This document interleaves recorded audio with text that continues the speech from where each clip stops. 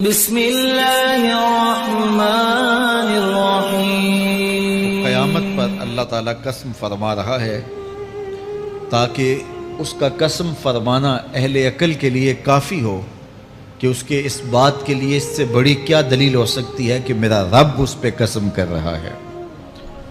اَيَحْسَبُ الْإِنسَانُ أَن لَّن نَّجْمَعَ عِظَامَهُ۔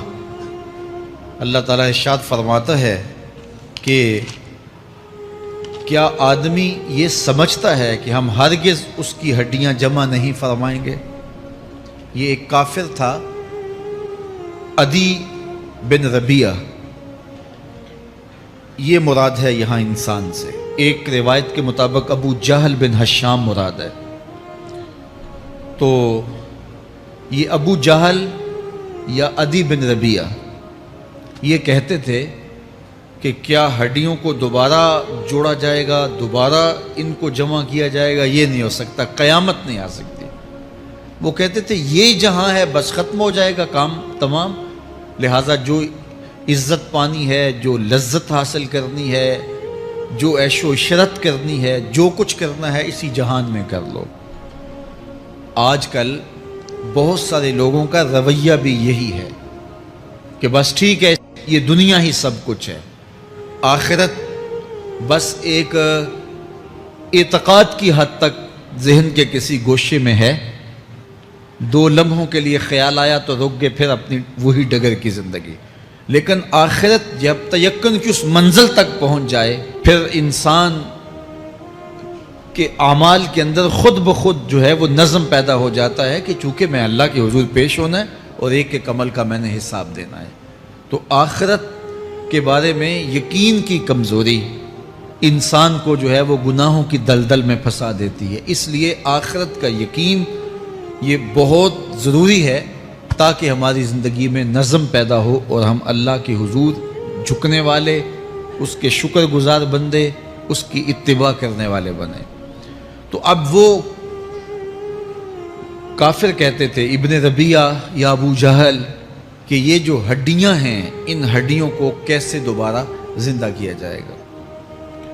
نضر بن حارث ایک کافر تھا، وہ کہیں سے قبرستان سے پرانی ہڈی اٹھا لایا اور وہ اتنی بوسیدہ تھی کہ ہاتھ کے لمس سے ٹوٹ ٹوٹ کے گرتی تھی، اور حضور کے پاس آ کھڑا ہوا اور آ کے کہنے لگا کہ کیا ان ہڈیوں کو دوبارہ زندہ کیا جائے گا؟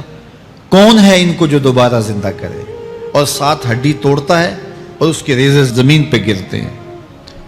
تو حضور علیہ السلام نے اللہ کی جانب سے اس کا جواب دیا۔ ذرا قرآن پڑھیے، سورہ یاسین کا آخری رکوع ہے، وَضَرَبَ لَنَا مَثَلًا وَنَسِیَ خَلْقَهُ قَالَ مَن يُحْیِی الْعِظَامَ وَهِیَ رَمِیمٌ۔ اب وہ باتیں کرنے لگ گیا ہے، اس کی زبان بولنے لگی ہے، اب کہاوتیں ہمارے لیے لاتا ہے، اور کیا کہتا ہے؟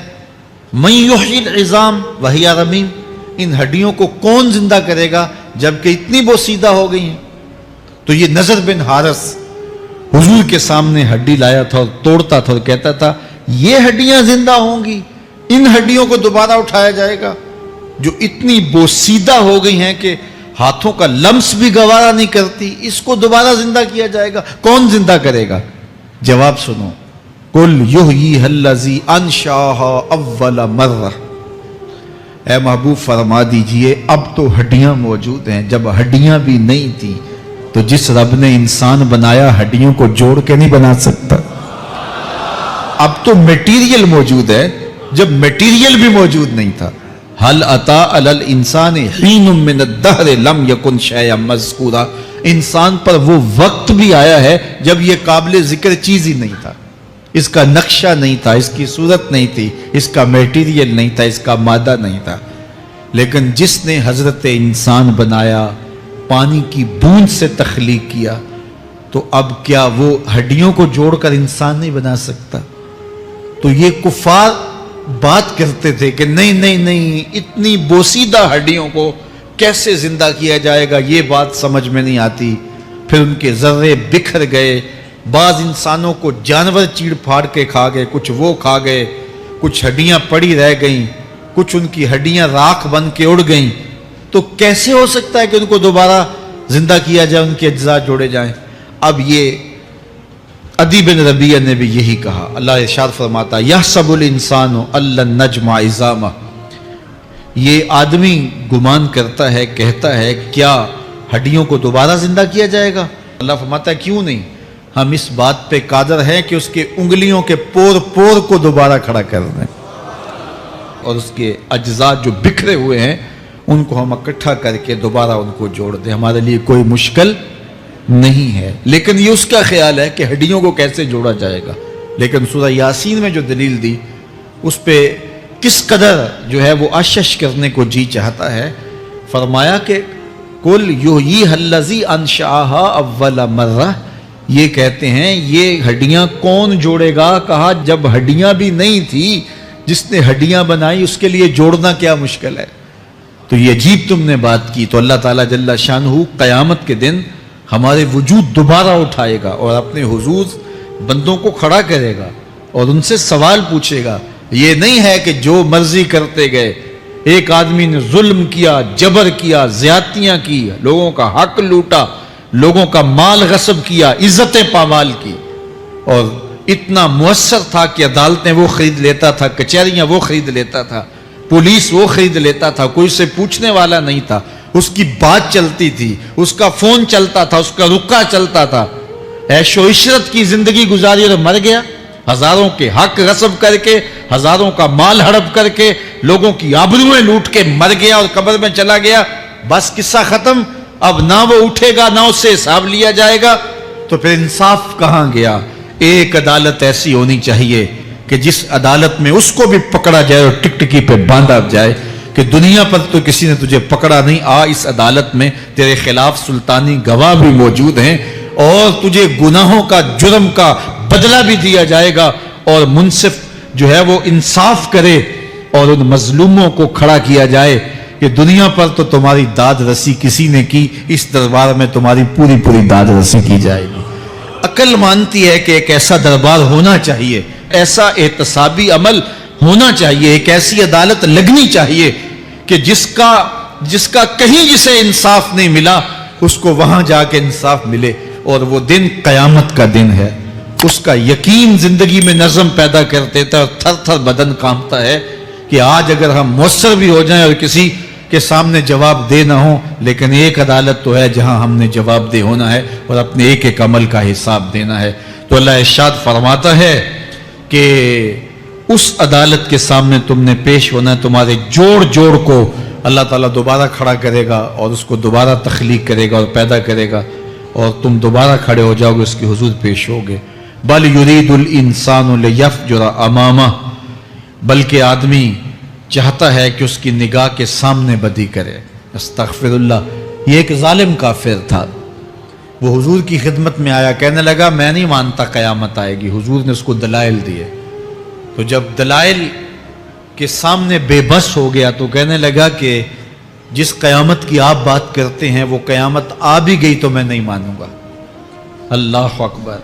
تو وہ انکار کرنے والوں کی انتہا ہوتی ہے، اور ذرا دیکھیے وہ کیا بول رہا ہے، بل یرید الانسان لیفجر امامہ۔ اس کی سرکشی دیکھیے، اس کا تمرد دیکھیے۔ وہ کہتا ہے اچھا اگر قیامت قائم ہوئی تو یہ گناہ، یہ جرم، یہ بدی، یہ بدکاریاں، یہ ظلم جو میں کرتا ہوں، یہ بدکاریاں رب کے سامنے کروں گا۔ کیسی ڈٹائی ہے، مذاق اڑاتا ہے، تمسخر اڑاتا ہے آخرت کا۔ کہتا ہے جو بدیوں کا کاروبار میں نے گرم کیا ہے، جو بدکاریاں میری زندگی کا معمول ہیں، جو دادے عیش دیتا ہوں، جو عزتوں کو پامال کرتا ہوں، جو غریبوں کے پنجے توڑتا ہوں، جو لوگوں کا حق غصب کرتا ہوں، جو برائیاں کرتا ہوں، اگر قیامت قائم بھی ہو گئی تو میں یہ سارے جرم رب کے سامنے کروں گا، پھر وہ مجھے پکڑ کے دکھائے۔ اللہ اکبر۔ یسأل ایان یوم القیامہ۔ پھر پوچھتا ہے اچھا قیامت کب آئے گی؟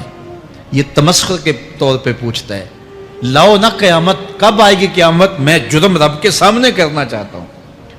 اللہ اکبر۔ اب جواب سنیے، اب لفظوں کا ترجمہ اس زور سے کیا ہی نہیں جا سکتا جس زور کے لفظ ہیں۔ وہ کہتا ہے قیامت کب آئے گی؟ میں تو یہ جرم رب کے سامنے کرنا چاہتا ہوں، کوئی قیامت نہیں ہے، مذاق اڑاتا ہے۔ قیامت کب آئے گی؟ آواز آئی فیضا برق البصر وخسف القمر وجمع الشمس والقمر. جب قیامت آئے گی تو آنکھیں چندھیا جائیں گے، چاند بے نور ہو جائے گا، سورج اور چاند اکٹھے ہو جائیں گے. یقول الانسان یومئذ این المفر. آج جو کہتا ہے کہاں ہے قیامت، اس دن بھاگتا پھرے گا. کوئی پناہ گاہ ہو بتاؤ، کوئی ہے ٹھکانہ چھپنے کا، کوئی پناہ گاہ ہے؟ کلا لا وزر. آواز آئے گی کوئی ٹھکانہ نہیں ہے، آج کوئی ٹھکانہ نہیں ہے. الی ربک یومئذ المستقر. اگر ٹھکانہ ہے تو صرف رب کے پاس ہے. انہیں ٹھکانہ ملے گا جو رب کے بندے ہیں اور اس کی دہلیز پہ آنے والے ہیں. ینبأ الانسان یومئذ بما قدم واخر. اللہ تعالیٰ اس دن بتا دے گا جو آگے بھیجا اور وہ بھی بتا دے گا جو پیچھے چھوڑا. ایک ایک چیز تشت ازبام ہو جائے گی. یوم تبلی السرائر فما لہ من قوت ولا ناصر. اللہ فرماتا سارے راز کھل جائیں گے. جو بند کمروں میں جرم کیے، داد عیش دیتا رہا، وہ بھی کھل جائیں گے. اور پھر کوئی طاقت نہیں ہوگی، کوئی زور نہیں ہوگا، کوئی زر نہیں ہوگا جو اس کو بے نقاب ہونے سے بچا سکے. اے داور حشر میرا نامہ اعمال نہ پوچھ، اس میں کئی پردہ نشینوں کے بھی نام آتے ہیں. تو وہ کتنا سخت دن ہوگا. ارشاد فرمایا جائے گا کہ جو آگے بھیجا، جو پیچھے چھوڑا، جو جرم کرتا رہا، جو نیکیاں کی، جو برائیاں کی، سب کچھ تشت ازبام ہو جائے گا. بل الانسان علی نفسہ بصیرہ.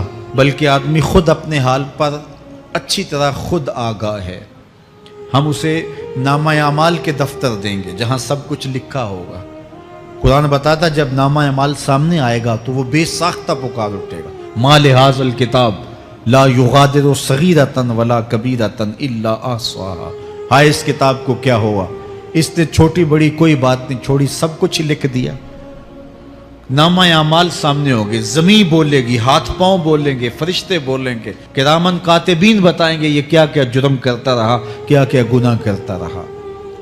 تو اس دن ہر شے سامنے آ جائے گی. تو یہ تو ثبوت ہوں گے ہی ہوں گے، لیکن اللہ فرماتا ہے ثبوت تو اپنی جگہ، لیکن بل الانسان علی نفسہ بصیرہ.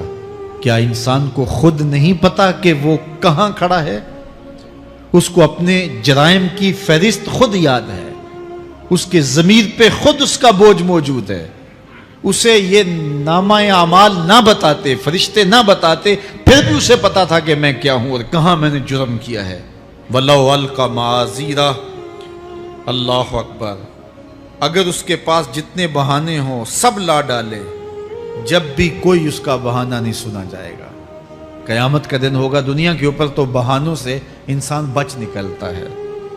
کوئی جھوٹ بول لیا، کوئی جھوٹا گواہ پیش کر دیا، کوئی مکر کر لیا، کوئی رشوت چل گئی، کوئی سفارش کام آ گئی، کوئی بہانہ تراش لیا، بات کو توڑ موڑ کے پیش کر لیا. لیکن قیامت کا جب دن ہوگا تو کوئی نہ جھوٹا گواہ چلے گا، نہ رب کی پولیس رشوت لیتی ہے، نہ وہاں انصاف کے خلاف کوئی کام ہوگا، اور نہ ہی کوئی بہانہ چل سکے گا. اللہ اکبر. دوسری بات مفسرین نے یہ بھی لکھی کہ بعض اوقات یہ ہوتا ہے کہ انسان اپنے گناہ پر، اپنے جرم پر کوئی بہانہ تلاش کر کے لوگوں کو مطمئن کر لیتا ہے. جو اس نے جرم کیا، کسی سے زیادتی کی، کسی کا حق غصب کیا، تو لوگوں نے ملامت کی تو وہ کوئی بہانہ تلاشتا ہے اور لوگوں کو مطمئن کر لیتا ہے. بعض کا لاجواب کر دیتا ہے، بعض کا مطمئن بھی کر لیتا ہے. وہ لوگوں کو تو مطمئن کر لیتا ہے لیکن وہ خود مطمئن نہیں ہو سکتا. جس نے جرم کیا ہوتا ہے، جرم اس کو اندر سے ڈستا رہتا ہے، اس کا ضمیر اس کو ٹھوکریں مارتا رہتا ہے، اندر کی بے چینی اسے تنگ کرتی رہتی ہے. اگرچہ وہ دلائل سے، مکر و فریب سے، باتوں کو توڑ موڑ کے عذر کر لیتا ہے، کوئی بہانہ بنا لیتا ہے، لیکن اس کے باوجود اس کے اندر کوئی چین، اندر کوئی اطمینان نہیں ہوتا. اللہ اکبر. تو مجرم بے چین رہتا ہے. آج ہماری بے چینیوں کا ایک سبب ہمارا مالک کی دہلیز سے منہ موڑنا اور بہت سارے دیدہ نادیدہ گناہوں کا ارتکاب کرنا ہے. جب ہم سے سستیاں ہو جاتی ہیں، کوتاہیاں ہو جاتی ہیں، تو وہ گناہ ہمارا پیچھا نہیں چھوڑتے اور ہمیں بے چین اور مضطرب رکھتے ہیں. تو بعض اوقات جو ہے وہ ہم کہتے ہیں کہ پتہ نہیں بے چینی کیا ہے. بے چینی گناہوں کی ہے. گناہ طبیعت میں بے چینی پیدا کر دیتا ہے، سکون نہیں آنے دیتا. اطمینان کی دولت چھن جاتی ہے جب کوئی شخص گناہ کرتا ہے. اور یہ لازمی نہیں ہے کہ وہ کسی کا حق غصب کرے، اس نے کسی کی عزت ہی پامال کی ہو، اس نے کسی کی آبرو پہ حملہ کیا ہو. اگر نماز چھوڑی ہے تو بے چینی یہ بھی کم نہیں ہے، یہ رب کی نافرمانی ہے. اگر اس کی نظر بھٹکی ہے تو یہ بھی کم بے چینی نہیں دیتی.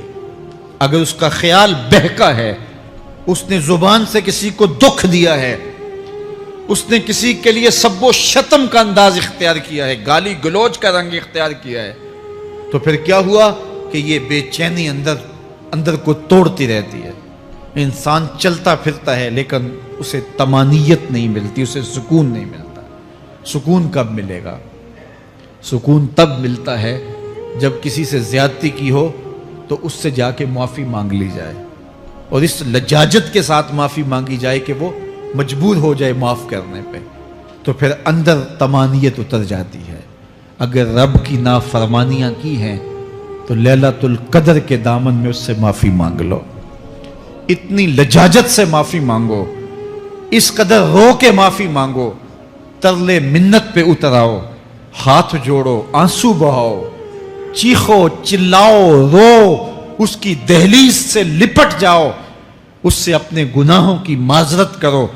جب مالک نے معاف کر دیا اندر کی ساری بے چینیاں مٹ جائیں گی، دل کو قرار مل جائے گا، دل کو تسکین نصیب ہوگی. تسکین اس کی دہلیز سے تمہیں ملے گی. یہ اندر سے پھوٹتی ہے، باہر سے نہیں آتی ہے. تسکین کے قافلے اندر ہی اترتے ہیں، اندر سے اس کے سوتے پھوٹتے ہیں، اس کے چشمے پھوٹتے ہیں. ہم باہر سے ڈھونڈتے ہیں، باہر سے تسکین نہیں ملتی، یہ اندر سے آئے گی. اس لیے اس دل کے اوپر لگے ہوئے میل کچیل کو، غلاظت کو دور کر لو اور کھرچ دو دل کے اوپر پڑے ہوئے جتنے بھی زنگ ہیں. تو پھر نتیجہ کیا ہوگا؟ دل ستھرا ہوگا، مصفہ ہوگا، مزکا ہوگا، تو پھر دل پر نور ہوگا. تو پھر آپ کو زندگی گزارنے کا لطف اور سرور اور مزہ آنے لگ جائے گا. تو انسان جب دلیلیں تراشتا ہے اس سے بعض اوقات اپنے آپ کو بھی مطمئن کرنے کی کوشش کرتا ہے، اوروں کو بھی مطمئن کر لیتا ہے، لیکن حقیقت میں اطمینان نہیں ہوتا، وہ بے چینی ہوتی ہے. تو اللہ تعالیٰ جل شانہ اس کہانی کو بیان کرتے ہوئے ایک اور مضمون کو بیان کیا، اور یہ بالکل درمیان میں جملہ معترضہ کے طور پہ جو ہے وہ نظر آ رہا ہے کہ بات تو چل رہی ہے، تو اچانک اللہ اپنے محبوب سے مخاطبہ فرماتا ہے اور کیا ارشاد کرتا ہے؟ لا تحرک بہ لسانک لتعجل بہ. تو یہ اچانک بات کیوں آ گئی؟ اصل بات یہ تھی کہ جب وحی نازل ہوتی تو آقا کریم علیہ السلام ہمہ تن گوش ہو کے اس وحی کو سنتے، پھر اس کو محفوظ کرنے کی فکر ہوتی کہ جو میں نے سنا ہے وہ اچھی طرح مجھے یاد ہو جائے. اور پھر آقا کریم علیہ السلام کی تیسری فکر یہ ہوتی کہ اس کے جو معارف ہیں، اسرار ہیں، اور اس کے جو ثمرات ہیں، اس کی جو تفصیلات اور نکلنے والے اس کے نتائج ہیں، وہ بھی اچھی طرح جو ہے وہ میں سمجھ پاؤں. تو یہ تین مشقتیں بیک وقت حضور گوارا کر رہے ہوتے.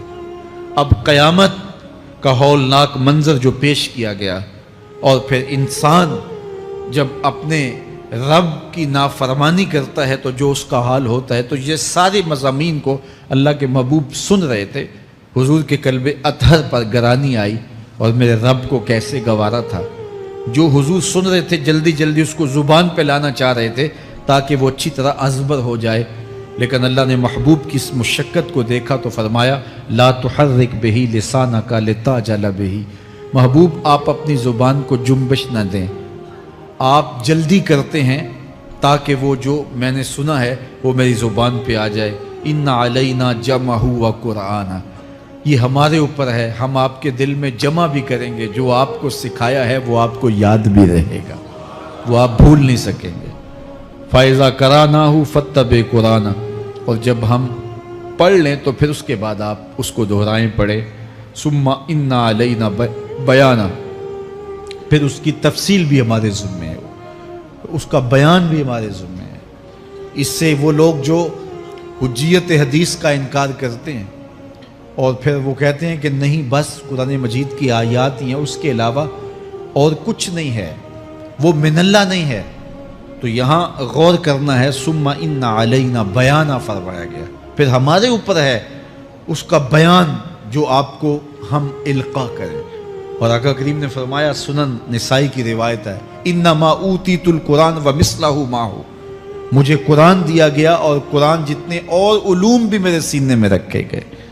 تو صرف قرآن ہی نہیں اتارا گیا حضور کے سینے میں، حضور کے سینے میں بہت کچھ نازل کیا۔ حضور کا سینہ گنجینہ ہے اسرار و معانی کا، اور اللہ تعالیٰ جل شانہ نے اپنے محبوب کو بہت کچھ عطا کیا۔ یہ بیان کرنے کے بعد فرمایا، کلا بل تحبون العاجلہ وتذرون الآخرہ۔ اللہ اکبر، کوئی نہیں بلکہ یہ جو تم لوگ ہو اے کافرو، تم اس چیز کو پسند کرتے ہو جو بالکل نقد ہے، جو جلد ملنے والی ہے۔ دنیا کا سودا نقد ہے، دنیا کے نفع نقد ہیں، دنیا کی لذات نقد ہیں۔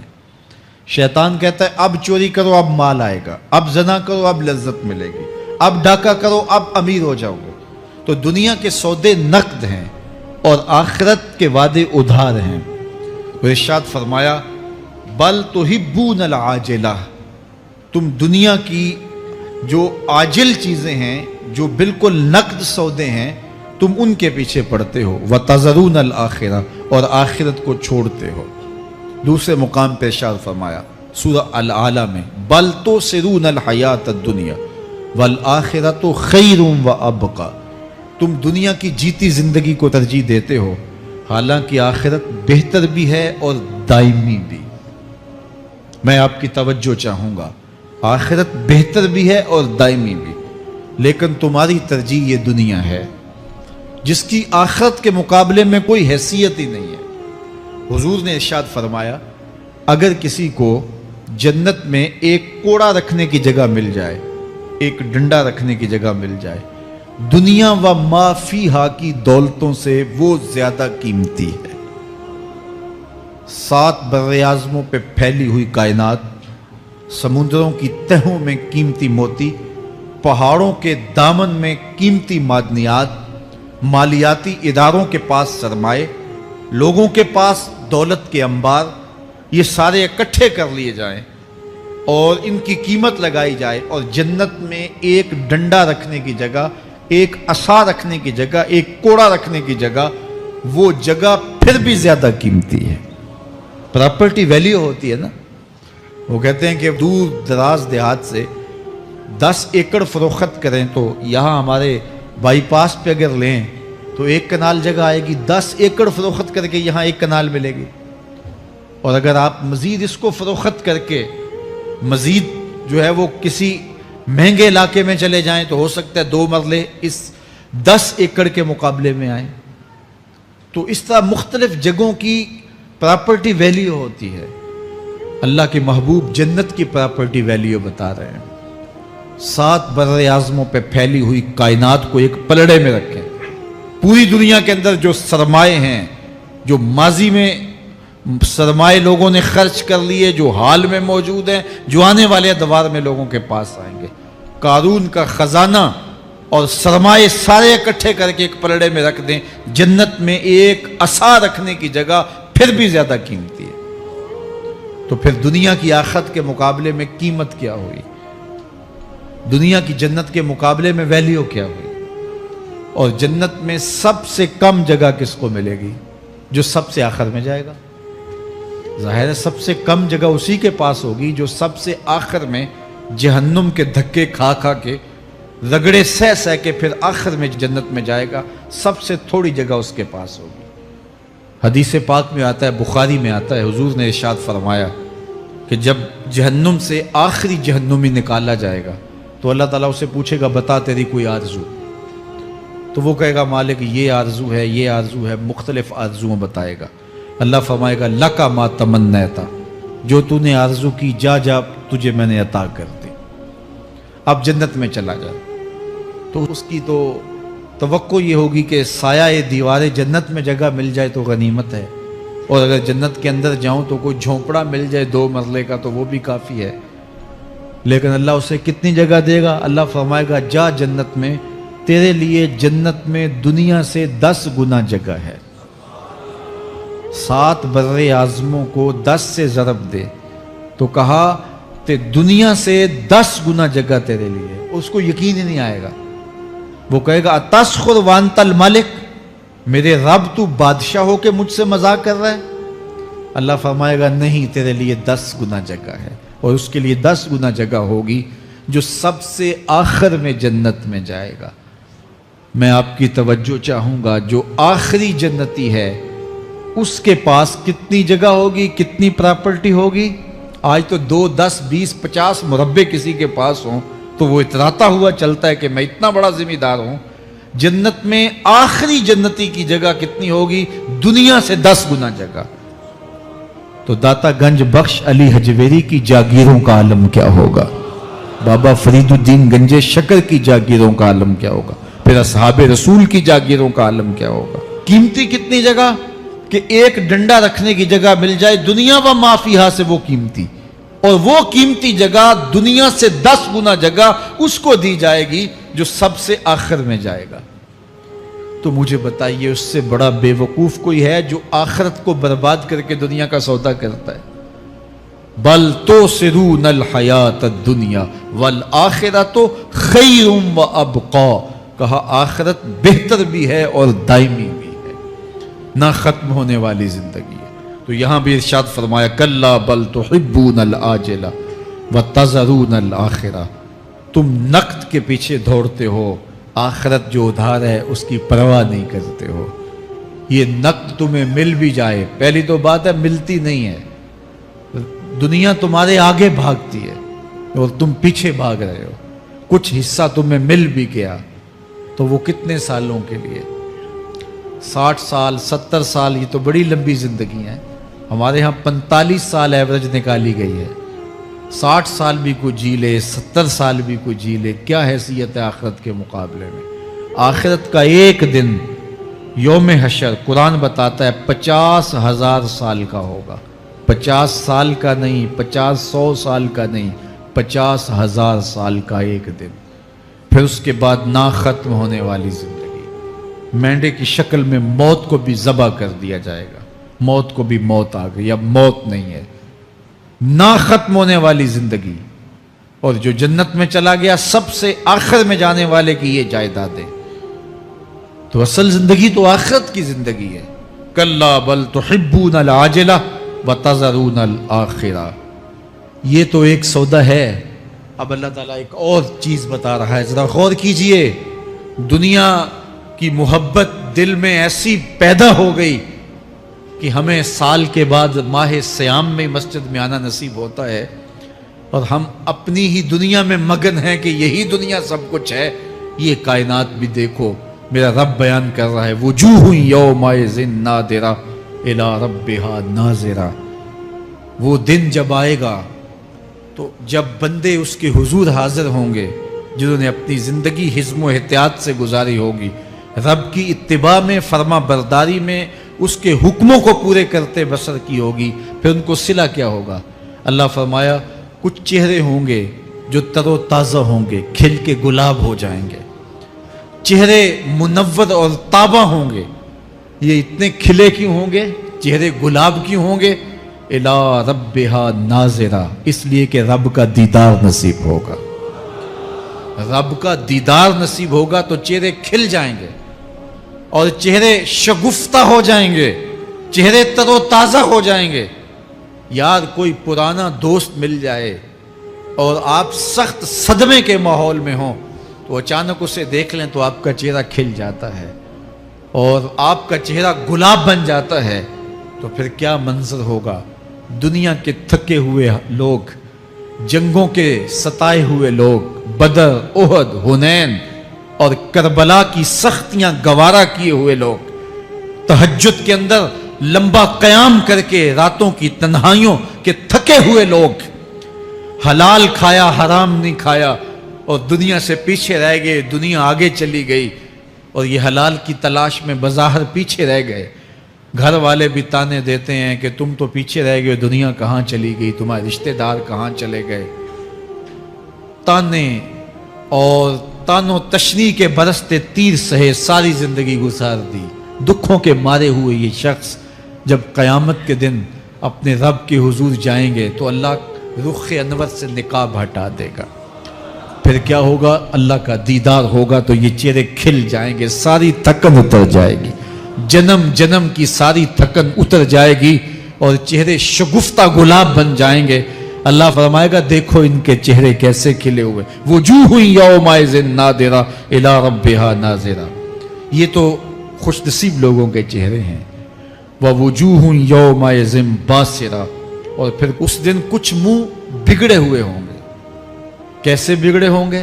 پاؤں میں درد ہو تو چہرے پر بگاڑ ہوتا ہے، پیٹ میں درد ہو تو چہرہ اچھا دکھائی نہیں دیتا، کان میں درد ہو، آنکھ میں درد ہو، سر میں درد ہو تو چہرہ بگڑ جاتا ہے۔ اور ان کے چہرے اتنے بگڑے ہوں گے، کوئی آنے والا خوف طاری ہو تو چہرے بگڑ جاتے ہیں۔ اور انسان کے چہرے کی ہوائیاں اڑی ہوتی ہیں، اب ان کے چہروں کی ہوائیاں اڑی ہوں گی۔ کیوں؟ قرآن بتاتا ہے تظن ان یفعل بہا فاقرہ، یہ ڈر رہے ہوں گے کہ ہمارے ساتھ اب جو سلوک ہونے والا ہے وہ کمر کی ہڈی توڑ دے گا۔ ہم نے رب کے حکموں کو توڑا، ہم نے پرواہ نہیں کی، ہم سمجھے دنیا میں آئے ہیں تو ہماری دنیا ہے، آوارہ ہوں، خواہشات نفس کے مطابق زندگی گزاریں، آنکھیں بے حیائی میں لگی رہیں، سوچیں آوارگی میں لگی رہیں، کان نغمے سنتے رہے، زبان جھوٹ بکتی رہی، ظلم و جبر کا بازار گرم رکھا، عصمتیں عزتیں پامال کرتا رہا، لوگوں کا مال لوٹتا رہا، حق غصب کرتا رہا، کلیجے اور دل چیرتا رہا، لوگوں کو زخمی کرتا رہا، لوگوں کے جذبات سے کھیلتا رہا، پرواہ نہیں کی کہ یہ دنیا ہے، امتحان گاہ ہے، چند دنوں کے لیے آئے ہیں، اللہ کے حضور پیش ہونا ہے، عملوں کا حساب ہونا ہے۔ اب جب وہ دیکھیں گے کہ ہمارے ساتھ کیا ہونے والا ہے تو ان کے چہرے پہلے بگڑ جائیں گے۔ کیوں؟ وہ گمان کریں گے کہ ان کی ریڑھ کی ہڈی توڑ دی جائے گی، ایسے عذاب آئیں گے جس طرح کسی کی ریڑھ کی ہڈی ٹوٹ جائے تو اس کا چہرہ شگفتہ گلاب تو نہیں ہوتا، اس کا چہرہ جو ہے وہ تو کس قدر مرجھایا ہوا ہوتا ہے۔ تو اللہ ارشاد فرماتا ہے اس طرح ان کے چہرے ہوں گے۔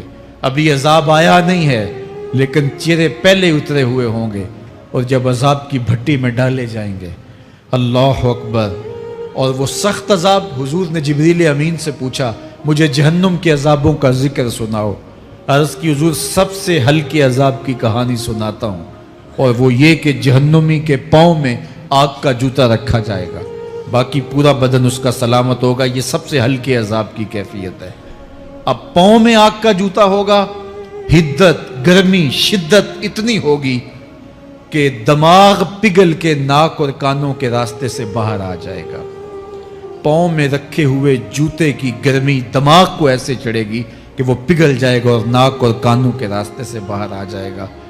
تو اللہ کے عذاب کے خوف سے چہرے بگڑ جائیں گے، حالت سلامت نہیں رہے گی۔ یہ بات ذہن میں رکھیں کہ اللہ جس کو جہنم میں ڈالے گا اس کو اس صورت میں نہیں ڈالے گا، یہ محمدی صورت ہے، یہ شکل اس کی چھین لی جائے گی اور اس کی شکل بڑی کر دی جائے گی۔ اس کا ایک ایک دانت احد پہاڑ جتنا ہوگا۔ احد پہاڑ کا پھیلاؤ 15 کلومیٹر پہ ہے، 15 کلومیٹر کا ایک دانت، اور 32 دانت کتنے ہوں گے تو منہ کتنا بڑا ہوگا۔ اس کو اتنا بڑا اس لیے کیا جائے گا تاکہ وہ عذاب کی تکلیف زیادہ سہے۔ 70 گز موٹی کھال ہوگی اور کھال جل جائے گی تو اللہ قرآن میں فرماتا ہے ہم نئی کھال دے دیں گے تاکہ عذاب کی تکلیف اس کو گوارا کرنی پڑے۔ پھر چیخے گا، چلائے گا، ہائے مجھے پانی دو، پانی دو، پیاس کی شدت ہے۔ 70 سال تک تو اس کی کوئی آواز ہی نہیں سنے گا۔ 70 سال کے بعد داروغہ جہنم چیخ کر کہے گا کیا مانگتا ہے؟ وہ بولے گا مجھے پانی چاہیے۔ کہا جائے گا تو بے بھی ملتا ہے پانی۔ پھر داروغہ جہنم اسے پانی دے گا، کوکا کولا کی بوتل دے گا یا پیپسی تھما دے گا یا منرل واٹر کی بوتل دے گا؟ نہیں، قرآن بتاتا ہے اسے مائے حمیم دیا جائے گا، کھولتا ہوا پانی، اور وہ اتنا گرم ہوگا جب پینے کے لیے چہرے کے قریب کرے گا اس سے اٹھتی ہوئی بھاپ کی وجہ سے چہرے کی کھال ادڑ کے اس کے اندر گر پڑے گی، لیکن اس کے باوجود اس کو پینا پڑے گا۔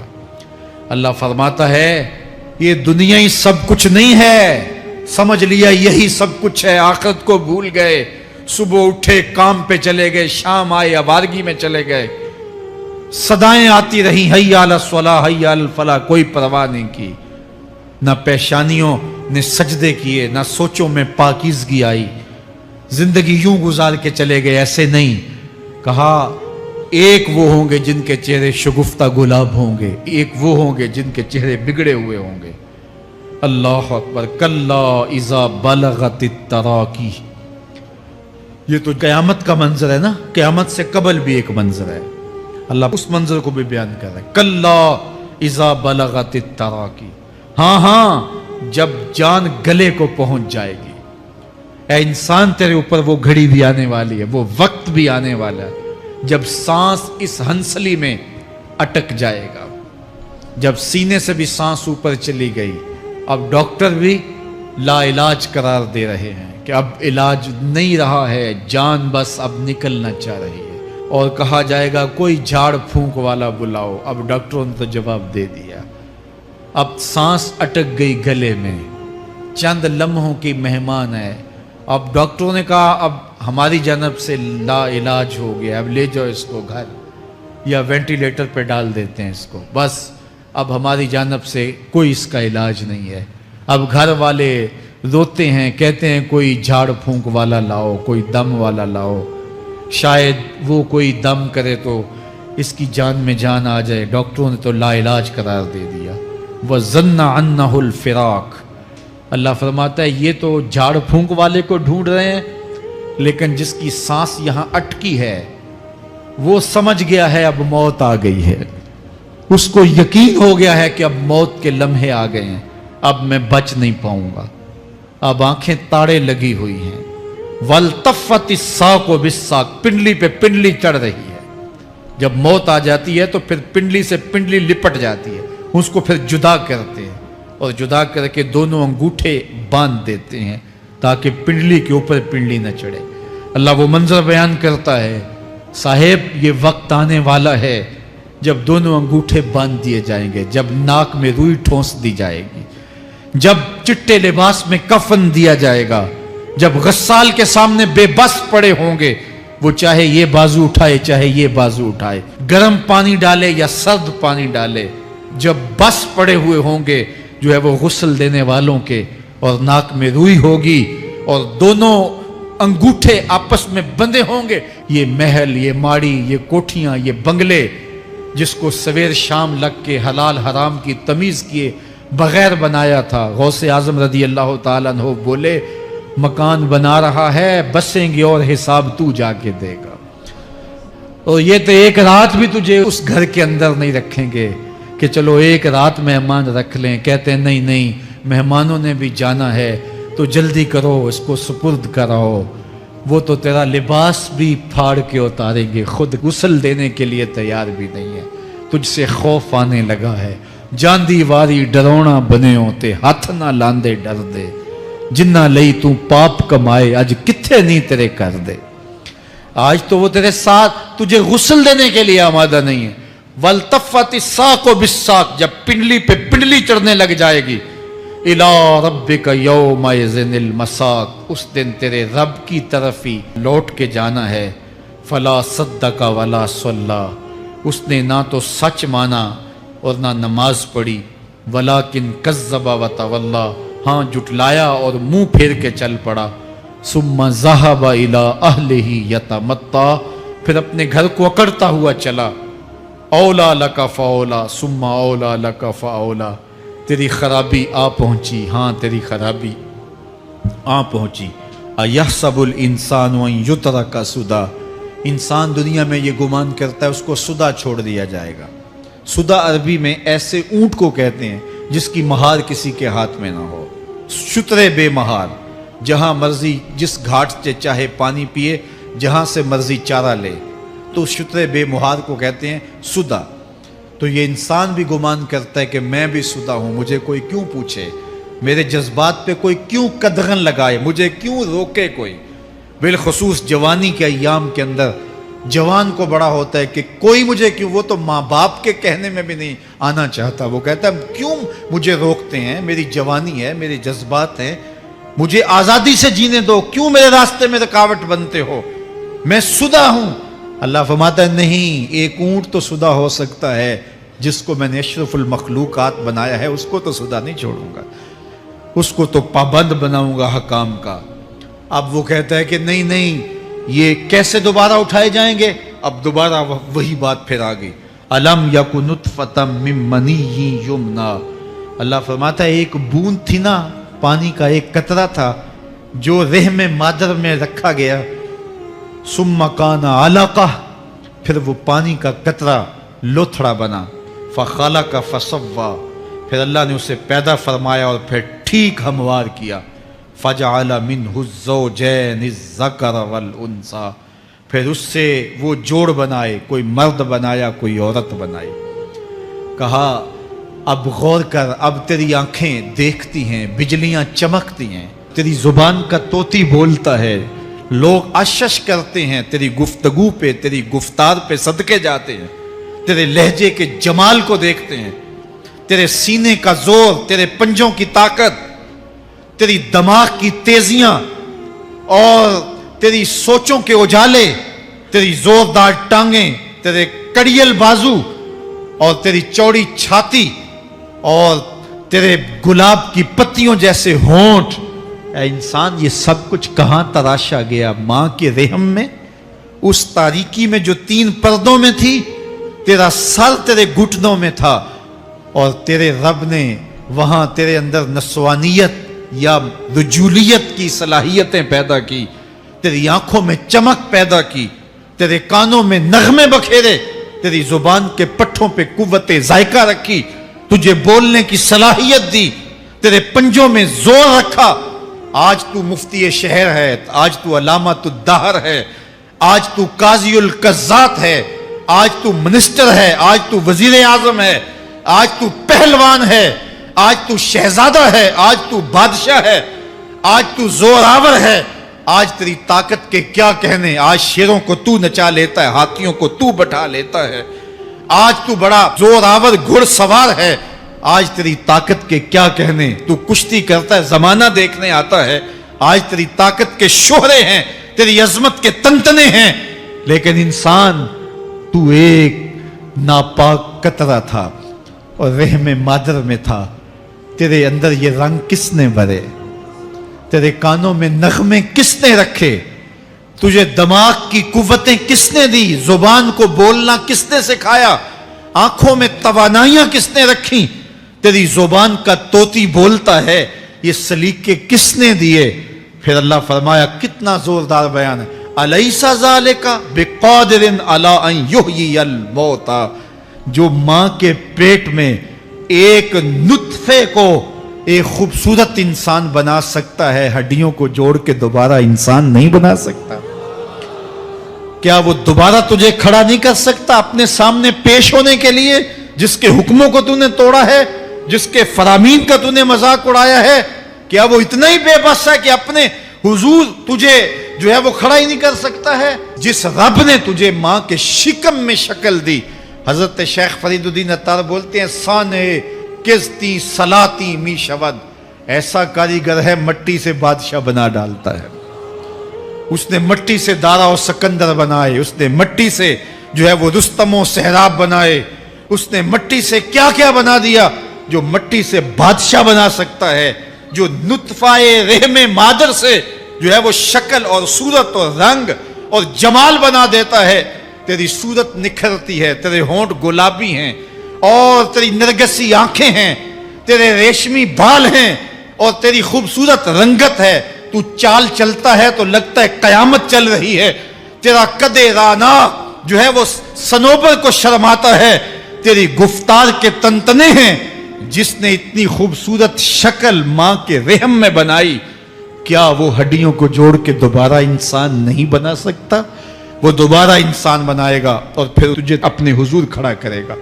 اور ایک حدیث میں آتا ہے، اللہ بندے کو اپنے حضور کھڑا کرنے کے بعد اپنے سامنے سے ہٹنے نہیں دے گا جب تک 5 سوال نہیں پوچھ لے گا۔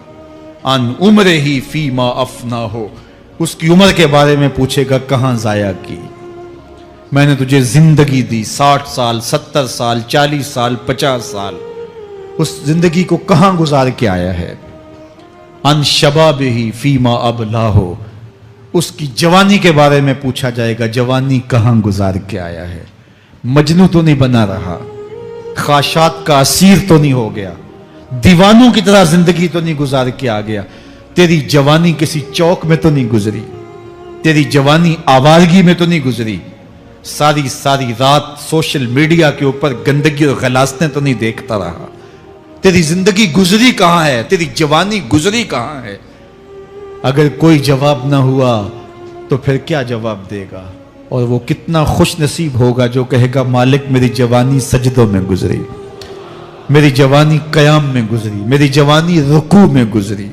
میرے حضور فرماتے ہیں سبعۃ یظلھم اللہ فی ظلہ یوم لا ظل الا ظلہ، 7 اشخاص ایسے ہیں قیامت کے دن جب کوئی سایہ نہیں ہوگا، اللہ ان 7 کو اپنے عرش کا سایہ دے گا۔